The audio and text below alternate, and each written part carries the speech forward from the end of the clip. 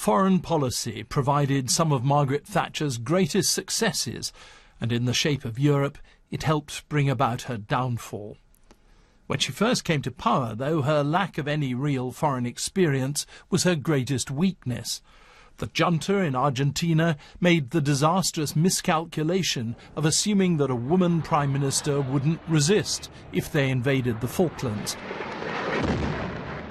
Against the better judgment of some of her ministers and a few military advisers, that's what she did.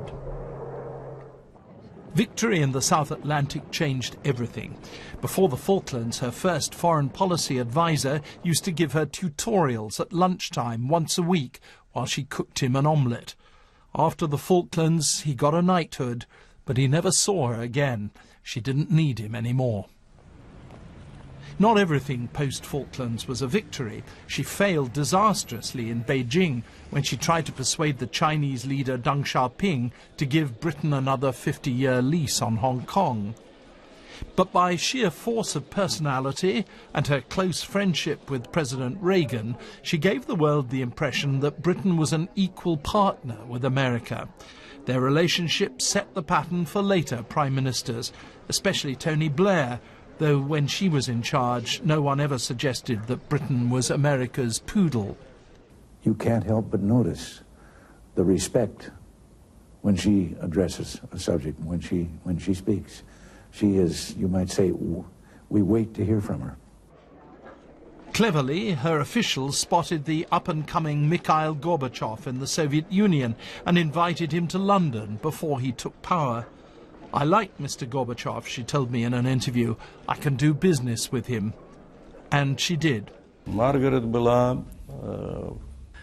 was a very active partner. She was a woman of conviction, devoted to her ideological vision, and she didn't hide her views. She was always arguing for them. She thought her experience in politics might help us. There was still plenty of miscalculations. Her instinctive support for white South Africa brought division at home and sometimes put her in a minority of one in the Commonwealth. If it's 1 against 48, I'm very sorry for the 48. Even so, she always made it clear that apartheid was morally wrong, even though she openly regarded Nelson Mandela, before his release from jail, as a terrorist. When the relatively moderate F.W. de Klerk came to power, she became his big supporter. She'd never felt comfortable in Europe and saw Chancellor Helmut Kohl as a competitor rather than a partner. When their officials staged a tank firing competition, both sides won, of course, there was a distinct edge to it. She failed utterly when she tried to persuade him that East and West Germany shouldn't be reunified. As for President Mitterrand of France, she instinctively disliked him, even though she acknowledged his secret help in the Falklands War.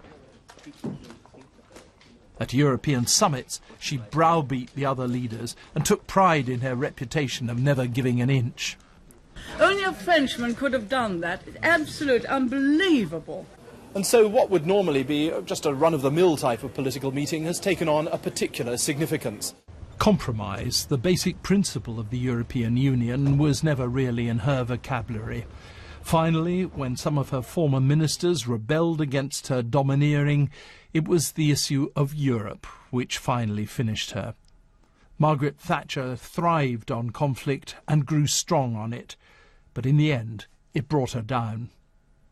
John Simpson, BBC News.